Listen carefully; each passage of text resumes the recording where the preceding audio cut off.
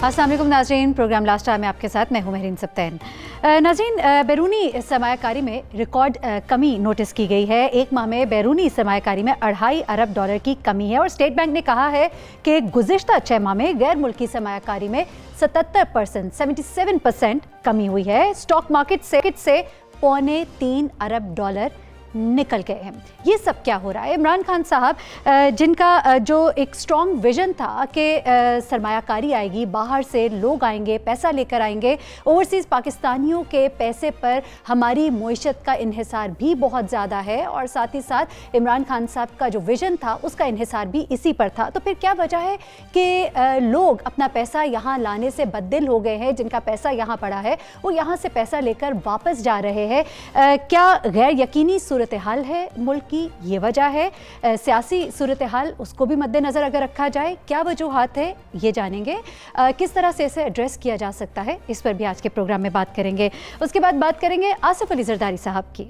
आसिफ अली जरदारी साहब फरमाते हैं कि इमरान खान 5 साल की मुद्दत पूरी नहीं कर सकेंगे। इससे पहले आपको याद होगा कि आसिफ अली जरदारी साहब ने यह भी कहा था कि जिस तरह हमने 5 साल नवाज शरीफ हुकूमत के गुजार दिए, हम आपके भी गुजरवा देंगे। तो अब क्या वजह है कि वो ये कहते हैं? क्या वो ये समझते हैं कि ये हुकूमत अपने ही वजन से गिर जाएगी या फिर अपना वजन भी कुछ इसमें डालेंगे?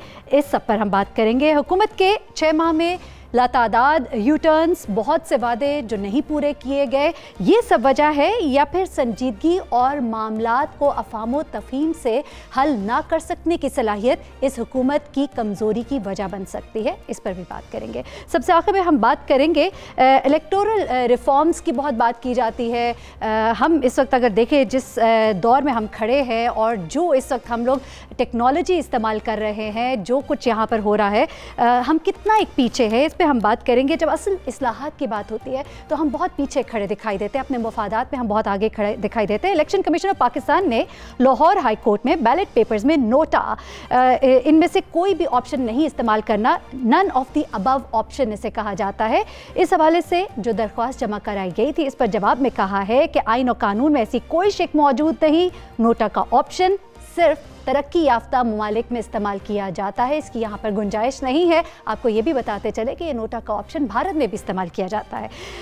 भारत समेत मुतअद्दिद ममालिक में तो इस्तेमाल किया जा सकता है, लेकिन पाकिस्तान में इस्तेमाल नहीं किया जा सकता। हम क्यों हर चीज़ में, हर दौड़ में इतने पीछे रह जाते हैं? इन सब पर भी बात करेंगे। इलेक्शन रिफॉर्म्स पे आज तक क्या हुआ, इस पर भी आज गुफ्तगू की जाएगी। हमारे मेहमान हम बताते चले, साथ औरिया मकबूल जान, सीनियर तज्जियाकार, लाहौर से होंगे अब से कुछ देर के बाद। सेनेटर बहरामंद तंगी पीपल्स पार्टी से हमारे साथ मौजूद है इस्लामाबाद स्टूडियोज़ में। शौकत यूसुफ सही साहब भी कुछ देर के बाद हमारे साथ मौजूद होंगे, वज़ीर इत्तलात खैबर पख्तूनख्वा। और आबिद सुलहरी माहिर मुआशियात इस वक्त हमारे साथ मौजूद है। आबिद सुलहरी साहब, आपसे आगाज़ करते हैं। इस वक्त जिससे मैंने अभी आगाज़ में बताया, जो स्टेट बैंक जिसका ये कहना है कि 6 माह में गैर मुल्की सरमायाकारी में 77% कमी आई है, वजूहात क्या वही हैं जैसा कि हम कह रहे हैं? जो लोगों की बेएतबारी है, हुकूमत की जो इस वक्त की सिचुएशन है, IMF की जो रिक्वायरमेंट्स हो सकती हैं, उन सब पर इन्हिसार, या क्या वजह है? देखिए, सबसे पहली बात तो ये है कि मईशत कोई रातों रात ना ख़राब होती है, ना उसमें रातों रात बेहतरी जो है वो आ सकती है। और जब हम जिन हालात से गुजरे, अगर हम 2018 की बात करते हैं, पिछले 6 माह की जब बात करें, तो 2018 में आम सालों की निस्बत 3 हुकूमतें थीं। एक तो जो कि नवाज शरीफ और इसहाक डार साहब के बाद जो शाहिद खाकान अब्बासी और मिफ्ता इस्माइल साहब का दौर था, उसके बाद ट्रांजिट पीरियड आया और उसके बाद मौजूदा हुकूमत बरसरे इक़्तिदार में आई इलेक्शन जीतने के बाद। तो इन 3 हुकूमतों की जब 3 वज़राए ख़जाना भी आपके पास थे, 3 तरह की पॉलिसीज़ भी थी। हमने देखा कि मई तक की जो पॉलिसी थी वो एक प्री इलेक्शन बजट था। केयर टेकर जो थे, ज़ाहिर उन्होंने अपने मैंडेट में रह के काम करना था। और उसके बाद मौजूदा हुकूमत है वो कोशिश कर रही है कि बैलेंस ऑफ पेमेंट का बंदोबस्त उसने कर लिया, स्ट्रक्चरल रिफॉर्म्स की तरफ जा रही थी।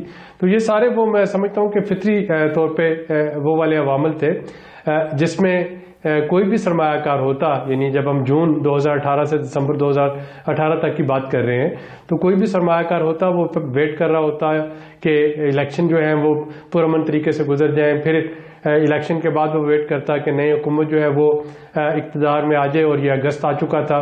अगस्त के बाद फिर वो वेट करता कि अच्छा इक़्तिसादी पॉलिसी जो है वो किस तरह की बनेगी। तो मैं इस ट्रेंड को अगर मैं देखूं तो मेरा नहीं ख्याल कि ये बहुत ज्यादा अनयूजुअल किस्म का ट्रेंड होगा। लेकिन आबिद सुलेरी साहब, जो हमारे पास इस वक्त रिकॉर्ड सामने आ रहा है ना, उसके मुताबिक जो गुज़िश्ता 6 माह है, इसको अगर पीछे से भी कंपेयर किया जाए, गुज़िश्ता 6 माह के अंदर 77% जो कमी आ रही है, जो पैसा यहाँ से बाहर निकल रहा है। हमें याद है कि जब इमरान खान साहब की हुकूमत आई थी तो उस वक्त हमने लोगों को ये कहते सुना था, ओवरसीज पाकिस्तानियों को, कि अब हम इस मुल्क में पैसा लेकर आएंगे, हम आना चाहते हैं। लेकिन हमने ये भी देखा कि जब डैम फंड के लिए रिक्वेस्ट करते हैं इमरान खान साहब तो उसका भी वो रिस्पांस नहीं आता है।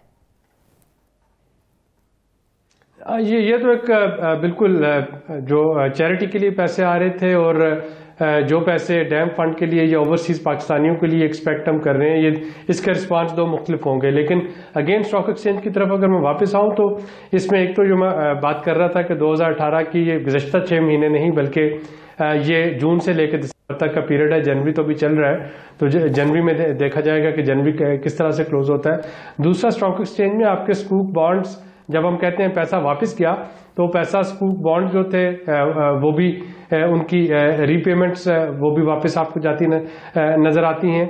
और सेकंड, यकीनी तौर पे अगर हम इसको डेप्रिसिएशन के साथ लिंक करके देखें तो उसमें तो पैसा आपके पास फर्दर बाहर से आना चाहिए, क्योंकि आपके जो डॉलर है, डॉलर की वैल्यू, पैसा तो बाहर से आना चाहिए, लेकिन हम देखें जो पैसा ऑलरेडी मौजूद है वो ही यहाँ से निकल रहा है। शौकत यूसुफ सईद साहब हमारे साथ मौजूद है, उनसे जरा जानते हैं। शौकत यूसुफ सईद साहब, आप जरा बताइएगा, जो इकोनॉमिक रिवाइवल का जो प्लान इमरान खान साहब का है, उसका जो बहुत बड़ा इन्हिसार था या है, वो इन्हीं ओवरसीज पाकिस्तानियों का वो पैसा है जो इस मुल्क में आना था, लेकिन ऑलरेडी जो मौजूद पैसा है वो ही बाहर जा रहा है।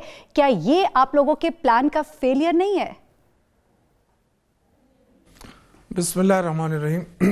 देखिए जी, मेरे ख्याल से कैलकुलेशन आदाद शुमार होता है, आदाद शुमार कोई आगे ले जाता है, कोई पीछे ले जाता है, लेकिन अगर आप देखें ओवरऑल तो आपको अभी इस्तेकाम नज़र आएगा। पहले जो सूरत हाल थी वो तो एक अजीब सी थी, कोई इन्वेस्टमेंट के लिए इसलिए नहीं आता था कि यहाँ पे रेपिटिज्म और करप्शन और वो इतने थे कि लोग तंग आके वापस चले जाते। अब तो देखें काफ़ी चीज़ें आहिस्ता आहिस्ता जो लोग बाहर से आ रहे हैं उनको फैसिलिटेट किया जा रहा है। और मैं आपको कैपी की सूरत हाल से बता रहा हूँ कि बहुत सारे इन्वेस्टर्स, कोई ऐसा दिन नहीं गुजरता जो वो आते नहीं है, हमारे साथ डिस्कशन नहीं होता है। बहुत सारी चीज़ों में वो इन्वेस्टमेंट के हमारे मायदे हो चुके हैं, कई ममालिक के साथ मायदे हो चुके हैं। तो ओवरऑल ये सिचुएशन नहीं है जिस तरह उन्होंने बताई। हाँ, ये क्राइसिस जरूर है। वो हम अपनी कोई फिगर्स नहीं बता रहे, या यहाँ पे मौजूद हमारे जो ऑडियंस उनमें से किसी की ये फिगर नहीं है, ये तो स्टेट बैंक की फिगर्स हैं जिसमें वो ये कह रहे हैं कि 77% कमी हुई है। पैसा गैर मुल्कियों का जो यहाँ मौजूद था वो निकल गया, वो वापस चला गया। नहीं, देखिए ये मुश्किल जरूर है कि यानी आप रिटेन ही नहीं कर पाए, जो पैसा था उसको नहीं रिटेन कर पाए। वेलकम करना तो बात की बात है। मेरी बात सुने, देखिए ये जो है ना एक पीरियड आता है, किसी भी मुल्क पे आ सकता है, जब इतनी मुश्किल हालात होते हैं ना, आपके घर में भी इस तरह, अगर मेरे घर में अगर इस तरह मुश्किल हालात है तो मुश्किल हालात से गुजरना पड़ता है। हमारे देखे ना, हम जो हुकूमतें गुजरी, हालात मुश्किल है, स्टेबल नहीं है, आप ये समझते हैं? नहीं, मैं आप देखें देखें जो मुश्किल हालात हैं वो आपको पता है किस वजह से है। जो 30,000 अरब का कर्जा छोड़ के गए हैं ना, वो जो मेरे बाबा, जो कोई जेल में है, कोई बाहर से धमकियां दे रहा है, इन लोगों ने जो लूट मार की है, जो मुल्क के हालात को इस दहज पे पहुंचाया, तो कहीं कोई तो आएगा इसको ठीक करने के लिए। अब जब ठीक करने के लिए आएगा तो जाहिर है कुछ कुर्बानी देनी पड़ेगी। इसको हमने बड़ी कुर्बानियां दी हैं। जो मैं समझता हूँ 70 साल में आज हम उसी जगह पे खड़े हैं जहां से उससे भी बदतर हालात है। होना तो ये चाहिए था कि 70 सालों में जो कौमें बाद में वो कहां से कहां पहुंच गई, क्योंकि यहाँ करप्शन थी, लीडरशिप नहीं थी। अब ये चीजें आ रही है। अब लोगों के देखे, आप इंशाअल्लाह ताला मैं आपको यकीन दिलाता हूं कि आप थोड़े अरसे बाद देखेंगे कि इस पाकिस्तान का इमेज कहां से कहां पहुंचता है। जो इन्वेस्टर्स हैं, ठीक है, वो एक जो प्रेजेंट हालात होते हैं ना कि जी डॉलर ऊपर चला गया, पैसे की वैल्यू डिवैल्यू हो गया, ये वो जरूर लोगों के अंदर वो होता है। लेकिन मैं आपको ये बता रहा हूं कि लोगों को ये यकीन जरूर है कि इमरान खान वो बंदा है जो इदारों को बनाना जानता है, इदारे बनाता है और इस मुल्क से करप्शन खत्म करता है और फैसिलिटेट कर रहा है। बार बार हम पूरी दुनिया से हम कह रहे हैं कि जी आए हमारे पाकिस्तानी इन्वेस्टमेंट करे। अब आप कह तो रहे हैं, लेकिन बिजनेस फ्रेंडली एनवायरनमेंट प्रोवाइड करना भी आपका काम है, पॉलिसीज बनाना भी आपका काम है।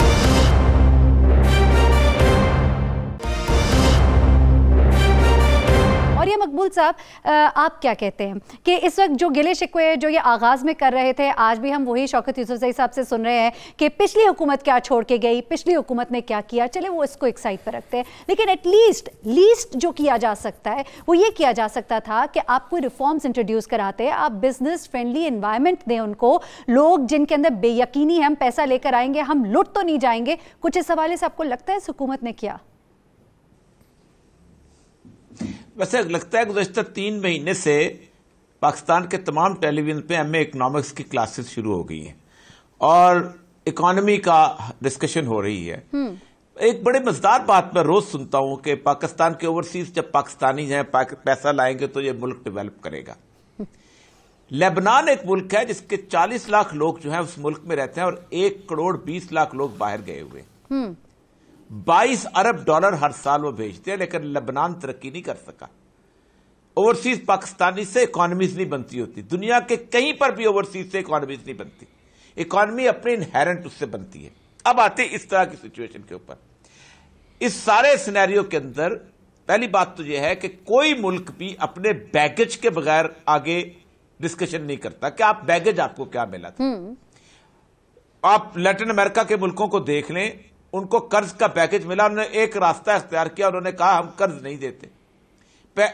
इक्वाडोर ने कहा हम नहीं देते क्योंकि इलिजिटिमेट कर्जे लिए गए थे और उन्होंने इलिजिटिमेट कर्जों का डिफाइन किया। 88% कर्जे गलत थे, इनकार कर दिया, दुनिया ने माना। अर्जेंटीन ने इनकार कर दिया, दुनिया ने माना। बाकी सब लोगों ने, एक तो यह था कि यह स्टेप लेना चाहिए, अब भी लेना चाहिए। इस वक्त दुनिया में एक बहुत बड़ी कमेटी बनी हुई है जिसके तकरीबन 70 के करीब ममालिक हैं, वो है committee for the abolition of illegitimate debts. और हमारे यहां इलिजिटिमेट डेट्स हैं। शौकत यूसुफजई बैठे हैं, ये जहां पर पीपल पार्टी के लोग बैठे हैं, आज तक पाकिस्तान का एक कर्जा, मैं बड़ी अथॉरिटी के साथ कह रहा हूं, असेंबली में अप्रूवल के लिए पेश नहीं हुआ। असेंबली के अंदर सिर्फ डेट सब्सिडी के लिए बजट में रिफ्लेक्शंस होती हैं, कोई असेंबली के अंदर से कर्जा नहीं लिया गया। बड़ी एक तो यह होना चाहिए था। दूसरी बात यह है कि 2 तरह की रिस्ट्रक्चरिंग होती है, एक होती है IMF की रिस्ट्रक्चरिंग, एक होती है आप अपनी रिस्ट्रक्चरिंग। IMF की रिस्ट्रक्शन आई थी 1982 के बाद, जब उन्होंने बकायदा 1960 में दिए गए कर्जों के हिसाब से इकोनॉमीज को तबाह करके उन्होंने रिस्ट्रक्चरिंग प्रोग्राम लेके आए थे। उसकी मार हमने खाई हुई है। अब इस वक्त तक जो 2-3 जो स्टेप लिए गए, आई रियली अप्रिशिएट। हम IMF से पहले अपने आप को रिस्ट्रक्चर कर लेते हैं और वो बहुत बड़ी बात, इससे पहले कि जो कड़वी गोली हमने IMF की वजह से खानी है वो हम खुद खा लें। और दूसरी बात यह है कि चाइनीज का जो एक तो स्वैप ऑफ द इकोनॉमी का मामला है, उसको तो आप अपने गिना ही नहीं कि वो किस हद तक आपको बेनिफिशियल हो सकेगा। मसला सारा यह है कि हम उस टीदिंग पीरियड के अंदर से गुजर रहे हैं और पूरा पाकिस्तान के मीडिया में एक इकोनॉमिक्स की क्लास खुली हुई है। उस इकोनॉमिक क्या करें? और ये मकबूल साहब, जाहिर सी बात है लोग बेरोजगार हो रहे हैं, नौकरियां खत्म हो रही हैं, इदारे बंद हो रहे हैं, और जाहिर सी बात है कि जब तक इस मसले को हम एड्रेस नहीं करेंगे, हम इस मसले को एड्रेस नहीं करेंगे, one of the reasons we found out. मैं अर्ज करता हूं, मैं गुज़श्ता काफी अरसे से सुनता चला आ रहा हूं। आप मुझे ये बताइए, आप एक बहुत बड़ा फोरम बुला लें जिसमें पाकिस्तान के सारे इकोनॉमिस्ट मौजूद हों और सारे इकोनॉमिस्ट बताएं कि ये बैगेज था जब ये गवर्नमेंट आई थी, ये कर्जे थे, ये इकोनॉमिक कंडीशंस थी, ये सूरत हाल थी, आप वे आउट बताएं। ठीक, मसला सारा यह है कि वे आउट जो है वो बड़ा मुश्किल है, बहुत मुश्किल था। उस दलदल में से आखिर बात है कहीं ना कहीं से निकलना है और ये निकलने की सूरत हाल है। ये बहुत बुरा सूरत हाल है कि आई एम होपफुल कि जिस तरफ से ये पेस जा रही है, ये पेस बहुत बेहतर है। और उस पेस के अंदर सबसे बड़ी बात यह है कि ब्यूरोक्रेटिक करप्शन, मैं 31 साल ब्यूरोक्रेसी में गुजारे हैं, ब्यूरोक्रेटिक करप्शन मिनिमम पे आई है। ये अभी आपने गुफ्तगू सुनी पूरे पैनल की। अगर हम सिर्फ फॉरेन इन्वेस्टमेंट पे फोकस करते हैं, फॉरेन इन्वेस्टमेंट जो कि ऑलरेडी जो मौजूद थी उसका बाहर निकल के जाना, उसकी क्या वजूहात आप भी समझते हैं? वही जिस तरह अभी बयान की कि जो मामलात हैं बिजनेस फ्रेंडली मामलात नहीं है, टैक्सेशन के हवाले से तहफ़्फ़ुज़ात है, लोगों को सिक्योरिटी नहीं है, उन्हें ये नहीं पता कि आज रुपया कितना है, कल कितना होगा, और जो प्रोजेक्ट्स वो शुरू करेंगे वो रिटेन भी होंगे, वो यहाँ पे रुकेंगे, काम करेंगे, आगे बढ़ेंगे, फैलेंगे, फलेंगे, फूलेंगे। क्या कहते हैं आप? जी, मेरा ख्याल है कि देखिए इसको थोड़ा सा हमें टेक्निकल तरीके से देखना है, और वो ये है कि पहले 5 सालों में जो इन्वेस्टमेंट आ रही थी वो सारी सीपेक रिलेटेड थी। सीपेक का फेज 1 जो है वो खत्म हो चुका है। जब स्टेट बैंक की रिपोर्ट में ये कहा जाता है कि बैरूनी सरमाया वापस जा रहा है, तो उसका कतई मतलब ये नहीं कि किसी ने इंग्लैंड से या अमेरिका से या ऑस्ट्रेलिया से पाकिस्तानियों ने आके यहाँ पे इन्वेस्ट किया हुआ था, या वहाँ पे उनके अपने नेशनल्स ने इन्वेस्ट किया था जो कि अब वो लेके वापस चले गए हैं। इसका सिंपल मतलब ये है कि जो कंपनीज यहाँ पे इन्वेस्ट कर रही थी और उन कंपनीज के पास ये फ्लेक्सिबिलिटी मौजूद थी कि वो अपना प्रॉफिट रिपैट्रिएट कर सकते थे। सीपेक का पहला फेज जो था वो फंडेड फेज था, उसमें जो कंपनीज जो थी इन्वेस्ट कर रही थी, आपको जो पहले 5 सालों में इन्वेस्टमेंट के फिगर्स नजर आ रहे थे वो सारे सीपेक रिलेटेड थे। अब जो ही सीपेक का फेज पहला खत्म होता है, दूसरा फेज अभी शुरू नहीं हुआ, तो आपको डेफिनेटली फॉरेन डायरेक्ट इन्वेस्टमेंट जो है उसमें कमी नजर आ रही होगी। जब हम बात करते हैं इंडिविजुअल इन्वेस्टर्स की, तो ऑब्वियसली स्टेट बैंक की रिपोर्ट उसका हवाला नहीं दे रही। स्टेट बैंक की रिपोर्ट इस चीज का हवाला दे रही है कि जो फॉरेन डायरेक्ट इन्वेस्टमेंट, जो आपके बड़े मल्टीनेशनल्स, बड़ी कंपनीज जिन्होंने यहाँ पे आके इन्वेस्ट किया था, उनकी तादाद में और उनकी मिकदार वो भी अपना पैसा लेकर इधर से जा रहे हैं, क्योंकि गैर यकीनी सूरत हाल है। बिल्कुल दुरुस्त फरमाया आपने। का पहला फेज कंक्लूड हो गया ना। ठीक हो गया, ठीक हो गया। अच्छा आमिर सदारी साहब, आपका बहुत शुक्रिया, आप हमारे साथ इस सेगमेंट में मौजूद थे। सड़कें बन गई। ठीक हो गया, हमें ब्रेक पे जाना है अभी, हम ब्रेक से वापस आएंगे तो अगले मौजू की तरफ बढ़ेंगे। आसिफ अली जरदारी साहब जो सोचते हैं, समझते हैं कि ये हुकूमत 5 साल पूरे नहीं कर पाएगी, नून लीग भी कुछ ऐसा ही सोचती है, वो नहीं चाहती कि हुकूमत सियासी शहीद बने, उसे मौका दे रही है कि जो डूब रहा है उसे क्या डबोना। ब्रेक लेते हैं, ब्रेक से वापस आते हैं, इस पर बात करते हैं।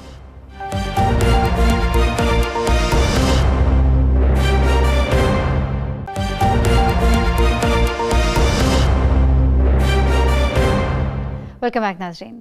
आसिफ अली जरदारी साहब ने जो फरमाया, जो सोच वही मुस्लिम लीग नून भी रखती है, ये हुकूमत अपने 5 साल पूरे नहीं कर पाएगी। वो क्यों समझते हैं? क्या जो मसाइल-ए-इस्तान इस वक्त सामने नज़र आते हैं उसकी वजह से वो ये समझते हैं? पीटीआई हुकूमत के जो यू टर्न्स हैं उसकी वजह से वो ये बात करते हैं, या अफ़हाम व तफ़हीम की कमी, गैर संजीदगी हुकूमत की इसकी वजह बन सकती है? जी जरदारी साहब जो कभी ये भी कहते रहे कि हम आपके साथ भी मिलकर बैठ सकते हैं, 5 साल पहले भी हमने गुजरवाए पाकिस्तान मुस्लिम लीग नून के, हम आपके भी गुजरवा सकते हैं, लेकिन अब हमें वो अपोजिशन जो इकट्ठी नजर आती है, जो जोर डालती है हुकूमत पे नजर आती है। और ये मकबूल साहब, आप बताइएगा क्या कहते हैं, आपका तज्जिया क्या कहता है? आसिफ अली जरदारी साहब ऐसा क्यों सोचते हैं? देखिए, आसिफ जरदारी साहब का एक रिएक्टिव मूड है और हमेशा वो एक रिएक्टिव मूड के अंदर सोचते हैं। आज से बहुत अरसा पहले आपको याद होगा कि उन्होंने जिस वक्त कहा था होशियार होशियार होशियार, अगर मैं ऐलान कर दूं तो पता नहीं इसके बाद क्या हो, तुम तो कुछ अरसे बाद रहोगे और 3 साल बाद चले जाओगे। हमने उसके बाद फिर खामोश हो गए, फिर पर चले गए, इस मुल्क से बाहर चले गए। अब ये बेसिकली एक रिएक्टिव सी सूरत हाल है और उस रिएक्शन का वाज़ेह नजर आ रहा है कि क्यों है। और एक बात बताऊं आपको, असल मसला बुनियादी तौर पर यह है कि इमरान खान की हुकूमत का आना या इमरान खान की हुकूमत का चले जाने से कोई ताल्लुक नहीं है हिसाब के प्रोसेस का। उसकी वजह यह है कि ये एहतसाब के प्रोसेस जो है एक अरसे के बाद पाकिस्तान के कुछ अदारों ने बुनियादी तौर पर, खा वो सुप्रीम कोर्ट हो या कोई और हो, ये तय कर लिया है कि बहुत हो गई है इस मुल्क के साथ। हमने पॉलिटिकल प्रोसेस के नाम के ऊपर, हमने बाकी सारे मामलात के नाम के ऊपर, कभी हमने इस मुल्क की सालमियत के नाम के ऊपर बर्दाश्त किया है बहुत ज्यादा। अब ये नहीं होगा। अब मसला सारा ये है ना कि उस प्रोसेस, ये प्रोसेस क्या इमरान खान की हुकूमत के आने से शुरू हुआ है? ये जो जेआईटी चल रही हैं ये पहले से चली आ रही हैं, या पनामा केस है ये पहले से चला आ रहा है। और अगर वो इमरान खान की हुकूमत को गिरा भी देंगे तब भी ये खत्म होने वाला नहीं है, उनको अंदाजा है, वो मुकम्मल तौर पर अंदाजा है। इसलिए वो बेसिकली ये बात करते हैं। और क्या इमरान खान की हुकूमत चले जाएगी या चले जाए तो क्या नून लीग और दोनों मिलकर हुकूमत बना लेंगे? नामुमकिनात। और हुकूमत अगर नहीं बना सकते तो इसका मतलब दरअसल क्योस, अगर क्योस है तो उसका मतलब यह कि सिस्टम डिरेल होने की बात है ना। या तो आप सिस्टम में से कुछ निकालना चाहते हो और अगर नहीं निकाल सकते तो उसका मतलब कुछ और है। सिर्फ एक प्ली मुझे बनती है, नजर आती है कि अगर जमहूरी हुकूमत कायम नहीं रहती और अदालतें चलती रहती हैं तो आलमी सतह पर आप ये कह सकते हैं कि हमारे खिलाफ ये आमरीयत ने ये काम किया है, इसलिए हमें जो है हमारी सपोर्ट करो। नहीं तो वो जब उनको कहते हैं ना कि आप हादसाती तौर पे वजीर आजम बने हैं, जब जरदारी साहब ये फरमाते हैं तो फैजुल हसन चौहान उनको कहते हैं हादसाती तौर पर तो आप वजीर आजम बने बेनजीर भुट्टो साहिबा के बाद। एनीवेज ये तो जवाब दर जवाब ही होते हैं। मेहरबान तंगी साहब फरमाइएगा, साबिक सदर आसिफ अली जरदारी साहब जो ये बयान दे रहे हैं उसके पीछे कोई खास सोच है या आप लोगों को कोताहियां कमियां नजर आती है इस हुकूमत के अंदर? तो सिर्फ यही बुनियादी वजह है, अवाम का दर्द ही अंदर जो बोल रहा है इस वक्त। मेरीन, आपने जनाब आसिफ अली जरदारी साहब की 3 स्पीचेस फुटेज दिखा दी और तीनों में मेरे ख्याल में पाकिस्तानी अवाम भी समझते हैं और आप भी समझते हैं कि पार्लियामान के फ्लोर से न सिर्फ जनाब आसिफ अली जरदारी साहब ने बल्कि बिलावल भुट्टो जरदारी साहब ने पहले दिन कहा था कि नफरत की सियासत से आके नीचे और हम आपका साथ दे रहे हैं। बिलावल भुट्टो जरदारी साहब ने भी कहा था, जनाब आसिफ अली जरदारी साहब ने भी कहा था और अभी भी जनाब आसिफ अली जरदारी साहब ने यही कहा कि हम नहीं गिरने देते हैं, हम नहीं गिराना चाहते हैं। उसकी स्टेटमेंट आप निकाल दी, सुने, उसने कहा 5 साल पूरे खुद नहीं करना चाहते हैं। उसकी जो अहलियत है, उनकी जो नाबालिग टीम है, उनका जो रोल है, उनका जो किरदार है, वो खुद ऐसे जैसे आपके इत्तेहादी को देख लें, मैंगल ग्रुप को देख लें, MQM को देख लें, यहाँ उसने जो ATM मशीन जहांगीर तरीन के जरिए जो आज़ाद इम्तियाज़ को शामिल करवाए थे, अभी एक बहुत बड़ा फॉरवर्ड ब्लॉक बनते जा रहे हैं। तो जब उनके खुद इत्तेहादी नहीं चाहते हैं, अभी मेरे साथ एक टॉक शो पे MQM का सेनेटर बैठा था बेस्टर सैफ, उसने खुल के कहा कि हमारी मैंडेट को चोरी करके PTI को दिए कराची में। तो जब आपके एक इत्तेहादी टॉक शो पे कैटेगोरिकली कहें कि इसने चोरी करके मतलब वोट और उनको सीट दिए गए हैं, तो मैं नहीं समझता हूं कि इनके साथ वो इत्तेहादी जो आज से 6 महीने पहले कुछ कंडीशंस, कुछ मुआहिदों के तौर पे उनके साथ थे, आज उनके साथ खड़े नहीं हैं। उसके अंदर वो MNS फॉरवर्ड ब्लॉक बनने के लिए तैयार है। और मैं आज आपके एक्सप्लोर पे बता दूं कि जब भी फॉरवर्ड ब्लॉक बनेगा PTI की मरकज में, खैबर पुख्तनख्वा से 4 MNN को सपोर्ट करेंगे और फॉरवर्ड ब्लॉक का हिस्सा बनेगा। तो मैं ये बता रहा हूं कि जनाब आसिफ अली जरदारी साहब या तमाम अपोजिशन लीडर इस हुकूमत को बार बार फ्लोर से कहते हैं कि वो 4 MPs जो है वो आपके साथ राब्ते में हैं, आप उनके नाम लेंगे? मेहरबान तंगी साहब, कौन लोग हैं वो? मेरीन, अगर मुझे वैसे ही बिठाया तो बता दें। नहीं शौकत साहब, आपकी बारी आने वाली है, बस इनके साथ जरा ये बात जरा सुन लेना। ये आपने इसका जवाब देना, आपने सबका जवाब देना, हमने आपकी तरफ आना है। ये सबर नहीं कर सकते हैं। देखिए मेरीन, ये मेरे भाई है, ये अपने फ्लोर पे बिल्कुल बात करें, लेकिन मैं आपको बता दूं कि मैंगल ग्रुप, ये जो आपके MQM ग्रुप, ये नंबर 3 जो आज़ाद इम्तियाज़ है, ये जा रहे हैं। और जिस दिन भी फॉरवर्ड ब्लॉक बनने का ऐलान हो गया, खैबर पुख्तनख्वा से 4 महीने उनको सपोर्ट करेंगे और वो फॉरवर्ड ब्लॉक का हिस्सा बनेंगे। आज मैं आपको बता रहा हूं कौन। PTI के टिकट पर सेलेक्टेड MNS। अच्छा चले, नाम नहीं आप ले रहे। अच्छा ठीक है, शौकत साहब आप बताइएगा, ये जो अभी इन्होंने बात की नाराज अरकान, हमने कल भी जिक्र किया था, बहुत सारे लोग जो है वो नाराज है, नंबर 1। नंबर 2, आपकी हलीफ जमाते BNP अख्तर मैंगल ग्रुप भी हमें दूसरी जाने बैठा नजर आता है, MQM भी आपसे नाराज है, गो आपने मनाने की बड़ी अच्छी कोशिश की है। साथ ही साथ काफ लीग से भी नाराजगी का इजहार किया गया फवाद चौधरी साहब के बयान पर।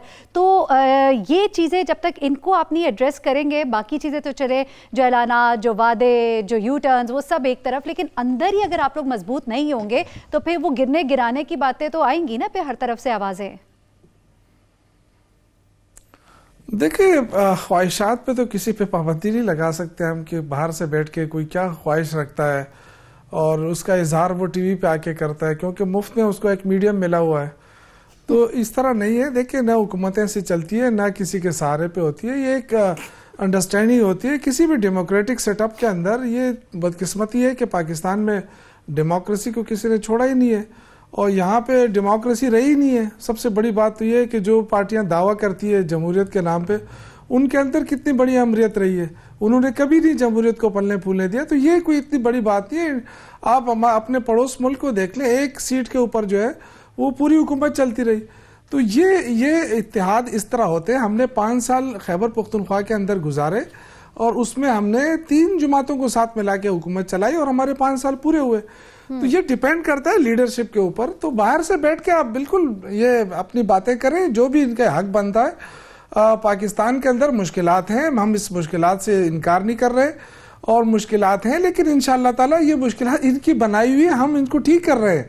हमने काफ़ी हद तक ट्रैक पर ले आया है। जिस तरह उन्होंने भी कहा, अब सैलरी साहब ने भी कहा कि ये जो इन्वेस्टमेंट की बात हो रही है वो उन्होंने क्लियर कर दिया कि ये सीपैक का हिस्सा था, वो जाहिर है फर्स्ट फेज मुकम्मल, अब सेकंड फेज होगा, दोबारा लोग आएंगे। तो ये जो पाकिस्तान के अंदर बहुत बड़ा इस्तेकाम नजर आ रहा है, आप देखेंगे इंशाअल्लाह। यहाँ पर हसन निसार साहब ने ये भी बताया कि यहाँ लाहौर में ही MM आलम के ऊपर ही एक प्लाजे में एक हेवी इन्वेस्टमेंट करने वाले एक गैर मुल्की पाकिस्तानी किस तरह से वो तंग आए हुए और कितना बड़ा सरमाया लेकर वो वापस जाना चाहते हैं। इस तरह की बातें भी तो है, लोगों को प्रॉब्लम्स हैं, वो उनको एड्रेस करने की भी जरूरत है। Anyways let's come back to this topic. पूरे पाकिस्तान देखिए, इतना बड़ा पाकिस्तान है, बहुत सारे लोग इन्वेस्टर्स हैं, उनका कोई अपना जाती मसला भी हो सकता है, प्रॉब्लम भी हो सकती है, लेकिन ओवरऑल मैं आपको बता रहा हूँ कि जो पहले सूरत-ए-हाल थी, जो सूरत-ए-हाल इससे पहले थी, अल्लाह के फजल से ये सारे मेरे भाई बैठे हैं, बड़े काबिल लोग बैठे हैं, इनसे आप पूछ सकते हैं कि वो सूरत-ए-हाल नहीं है जो लोगों को तंग करके रिश्वतें ली जाती थी या कमीशन लिया जाता था। वो चीज़ अब नहीं रही है इंशाल्लाह। मैंने आपसे शुरू में कहा कि प्रॉब्लम्स रही हैं और हैं, लेकिन उसका ये हर किस मतलब नहीं है कि इन्वेस्टर्स भाग रहे हैं, इन्वेस्टमेंट नहीं आ रही है। पाकिस्तान में जितने इन्वेस्टमेंट के लिए आज लोग राब्ते कर रहे हैं, इससे पहले कभी नहीं हुआ, इसलिए कि उनको यकीन है कि उनको तंग नहीं किया जाएगा, उनकी इन्वेस्टमेंट महफूज होगी। अब ये जो सूरत हाल है, अब बिल्कुल आप हम पे कह सकते हैं कि जी आपके तीसरा महीना है, चौथा महीना है, लेकिन आप बताएं मुझे कि 30,000 अरब का कर्जा हो, वो 3-4 महीने में हल होगा। आप खुद सोचें ना, आप जो बात करें ना, ये वन साइड स्टोरी है, अदर साइड स्टोरी वो भी है जो हम इस वक्त बता रहे हैं। एनीवेज, हम अगर इस तरफ ही वापस अपने इस मौजू की तरफ अगर हम आते हैं, जिस तरह बात की जा रही है कि ठीक है आप लोग समझते हैं कि आप लोग बड़े मजबूत हैं, लेकिन इस वक्त जो जॉइंट ऑपोजिशन है और इस वक्त जितनी वो मुत्तहिद नजर आ रही है, यहाँ तक कि आप लोग रातों रात मजबूर हो जाते हैं पब्लिक अकाउंट्स कमेटी का चेयरमैन लगाना शहबाज शरीफ साहब को, जिसकी सख्त मुजाहमत थी आपकी विद इन पार्टी, और शेख रशीद साहब तो अदालत भी चले गए इस मामले पर। तो क्या वजह क्या है? आप लोग इस जॉइंट ऑपोजिशन से कुछ खौफजदा है कि कोई डर खौफ नहीं है, या अपने लोगों को तो अब आप मना कर रहे हैं कि ये जिस तरह की जुबान इस्तेमाल की जा रही है अब ना करें? देखिए, पहली बात तो ये है कि ये अपोजिशन कभी भी मुत्तहिद नहीं रह सकती, इसलिए कि इस अपोजिशन में देखिए नियत जब तक आपकी साफ नहीं होगी ना, तो आप कहीं भी किसी जगह पे कामयाब नहीं हो सकते। ये जो इनका मसला कुछ और है। इनका मसला ये है कि एहतिसाब की तलवार लटक रही है, उस एहतिसाब से बचने के लिए कुछ तो अंदर है, कुछ जो बाहर रह गए, वो कहते हैं जी मुत्तहिद हो जाओ। हमें तो आप बुरा भला कहते हैं, लेकिन हमने क्या काम, आप मुझे बताएं जो मुल्क जिस हालत में छोड़ा गया, रेलवे को देखें, स्टील मिल को देखें, PIA को देखें, कोई एक चीज बता दें मुझे कि ये हमने ठीक किया था और आपने ये खराब कर दिया। दूध और शहर की नहरें जो बह रही थी, हमने उस पर स्टॉप लगाया, रोक दिया। जिस तरह मुल्क मिला था उस हालात को अगर आप देखें और उसको कंपेयर करें, तो मेरे ख्याल से उसमें बड़ी बेहतरी आई है। ठीक है, मैं ये समझता हूं कि लोगों की मुश्किलात कम नहीं हुई है, अभी लोगों की मुश्किलात बिल्कुल कम नहीं है। ये भी सच है ना शौकत यूसुफ साहब, जब से आप लोग हुकूमत में आए हैं तो बहुत सी वो बातें जिनके ऊपर आप लोग कभी शोर मचाते थे, कभी आप LNG मुआहिदों की बात करते थे, कभी आप महंगे बिजली घरों की बातें करते थे, अब उन सब बातों को आप एक्सेप्ट कर रहे हैं, आप लोग मान रहे हैं कि वो सब ठीक है। ये भी आप लोग का एक बहुत बड़ा यूटर्न है। एक चीज बता दें, एक चीज मुझे बता दें कि इस वक्त जो मायदे हुए हैं, जो बिजली के मायदे हुए हैं, आप मुझे बताएं कि इंटरनेशनली मायदे हैं ये, अगर आप इसको खत्म करना चाहें, कितना बड़ा आपको उनकी पेमेंट करनी पड़ेगी? आपके पास है? तो ये तो मैं यही तो कह रहा हूं कि इस मुल्क के साथ ज्यादती हुई। आज आप यकीन करें, इस मुल्क के अंदर लोड शेडिंग हो रही है ना, इसके बावजूद हमारे 74 मेगावाट बिजली अभी तक जो है ना वो वफाक नहीं ले सका। क्यों? कि उनके पास वो ट्रांसमिशन लाइन ही नहीं है। आप मुझे बताएं कि 3 महीनों में हम पूरे पाकिस्तान में ट्रांसमिशन लाइन बिछा दें। अभी फैसला हुआ है कि ये सारे जितने भी ट्रांसमिशन है इसको अपग्रेड किया जाए, तो इसमें तो टाइम लगेगा, 6 महीने लगते हैं, साल लग सकता है। लेकिन आप मुझे बताएं कि इतना अरसा लगा रहा कि जी फ्ला डैम नहीं बन रहा है, फ्ला डैम पे एतराज है। खुदा के लिए वो पैसा यहाँ पे इन्वेस्ट हो जाता ना, जो आपकी ट्रांसमिशन लाइन है वो तो ठीक हो जाती ना। अब मैं आपको बताऊं कि इतनी ज्यादा ये जो चीखते हैं कि जी बिजली चोरी हो रही है, बिजली, ये सबसे ज्यादा लॉस इनका अपना हो रहा है। ये जो वापडा ने जो सूरत हाल बना के छोड़ी है, वो तो इनका अपना है। वो अगर कोई चोरी करे या ना करे, इनके पास खुद इतना वो नहीं है कि उसको उठा सके। जो बिजली अभी मिली हुई है वो पूरी तरह वो नहीं हो रही, कंजम्पशन नहीं हो रही उसकी। तो ये तो हालात हमें छोड़ के गए हैं। मैं इस पे बिल्कुल, हम नहीं घबरा रहे। मैं कौम से भी कहता हूं कि वो ना घबराए। मुश्किल हालात आते हैं और ये वो कौमें होती है जो मुश्किल हालात से निकलने की कोशिश करते हैं। बहुत से यू टर्न्स भी हैं, बहुत से वादे भी हैं जो पूरे नहीं किए, लेकिन बहुत से ऐसे काम हैं जो करने का इरादा रखती है ये हुकूमत। आने वाले दिनों में देखते हैं कि उस सब पर अमल किस तरह से होगा। ब्रेक लेते हैं, ब्रेक से जब हम वापस आएंगे तो बात करेंगे बैलेट पेपर्स में नोटा के ऑप्शन के लिए आइन में शिक नहीं है, इलेक्शन कमीशन का ये कहना है। और चूंकि ये काम तरक्की याफ्ता ममालिक में होता है और वहाँ पर ये ऑप्शन होती है, तो पाकिस्तान में इसकी गुंजाइश नहीं है, ये भी कहना है इलेक्शन कमीशन का। ये कैसा जवाब है, इस पर बात करते हैं ब्रेक के बाद।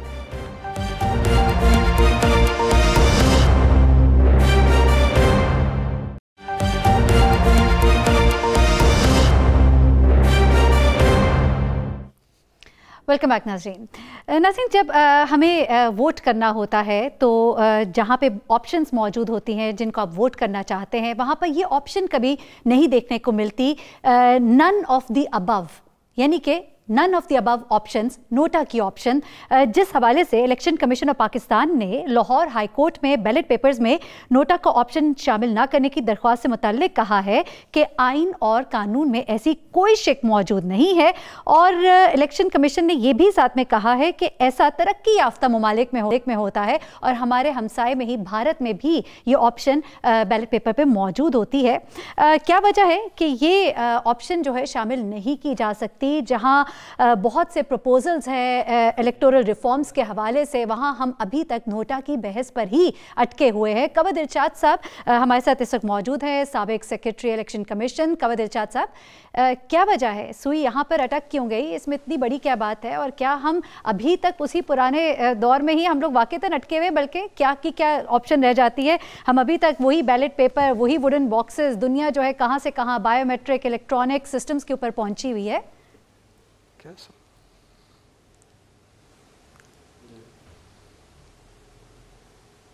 कवद इरशाद साहब, ये जो आपका क्वेश्चन है, यही मामला आ रहा है ना कि जो आपके इलेक्शन कमीशन पाकिस्तान के यहाँ जो असासे जमा कराए जाते हैं उसके बारे में ही आपका पॉइंट ऑफ व्यू आ रहा है। तो इलेक्शन कमीशन पाकिस्तान तो अपने हर साल अपने तमाम पार्लियामेंटेरियन से अपने असासे जमा करवाने के बारे में उन्हें आइनी और कानूनी हकूक़ हासिल हैं। अब जो नया इलेक्शन एक्ट बना है उसके तहत 31 दिसंबर लास्ट डेट रखी गई थी। अब जहाँ तक इसकी असासों की अहमियत, बहुत बड़ी अहमियत है।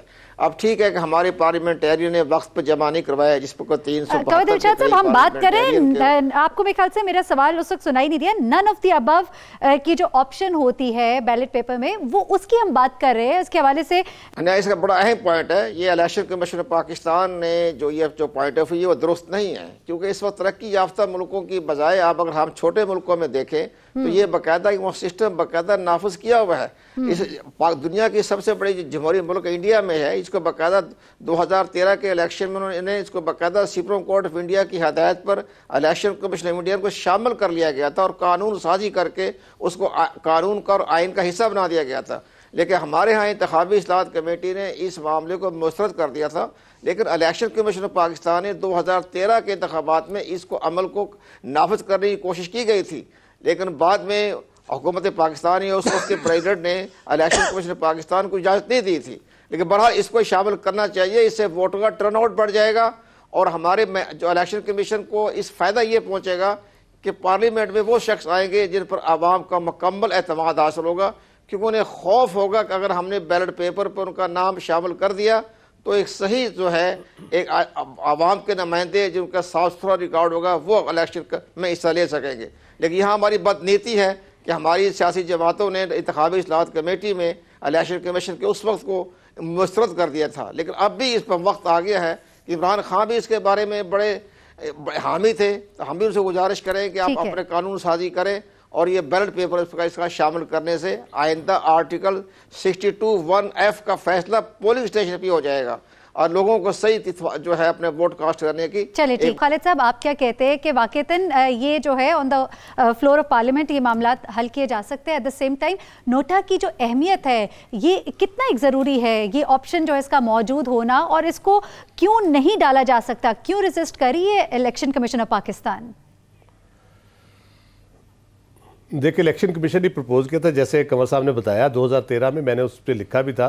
मैं ज़ाती तौर पे अभी इसके हक़ में इसलिए नहीं हूँ क्योंकि इसकी तौजीह क्या होगी कि जो खाली खाना एक होगा जिसको किसी को वोट नहीं दे रहे, वो किसकी हमायत कर रहे होंगे। 2013 में बड़ी प्रिकेरियस सिचुएशन थी, तहरीक तालिबान अपोज कर रही थी इंतखाबात को, बलूचिस्तान में लोग अपोज कर रहे थे, तो वो काउंट हो रहे थे कि वो लोग हैं, उन्होंने कह रहा था कि जी हम कहते थे कि ये निज़ाम ठीक नहीं है। दूसरा, ये जमहूरी निज़ाम के खिलाफ ये वोट काउंट होगा कि नहीं होगा, ये किस तरह से आप तयन करेंगे। फिर किसी इंडिविजुअल कैंडिडेट के खिलाफ रिजेंटमेंट शो करें ही करें। अगर टर्न आउट की बात है तो मेरा ख्याल है जो लोग वोट डालने नहीं आते वो इसलिए नहीं आते कि उनको पार्टी को पसंद नहीं है या पसंद है, वो उन्होंने नहीं आना, फिर भी टर्नआउट इसका नहीं बढ़ना। बुनियादी तौर पे जो बात है वो आपके इंतजामी मामला ठीक करने की जरूरत है। आपके जब लोकल बॉडीज के इलेक्शन होते हैं उसमें आप टर्नआउट देखें, लोग नहीं आते, 500 का हल्का होता है, 400 आप समझते हैं कि इसकी कोई अहमियत ही नहीं है, तो फिर इसकी कोई जरूरत ही नहीं है।